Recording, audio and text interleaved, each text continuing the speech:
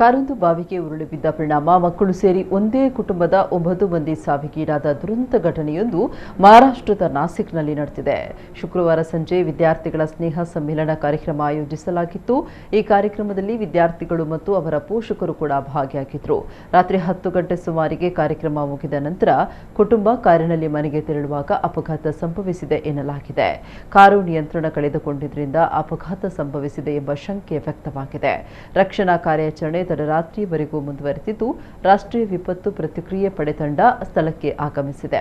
ಸ್ಥಳದಲ್ಲಿ ಜನಸಂದಣಿ ಹೆಚ್ಚಾಗಿದ್ದರಿಂದ ರಕ್ಷಣಾ ಕಾರ್ಯಗಳಿಗೆ ಅಡ್ಡಿಯಾಗಿದೆ. ದಿಂಡೋರಿ ಪೊಲೀಸರು ಪ್ರಕರಣದ ಹೆಚ್ಚಿನ ತನಿಖೆ ನಡೆಸ್ತಾ ಇದ್ದಾರೆ.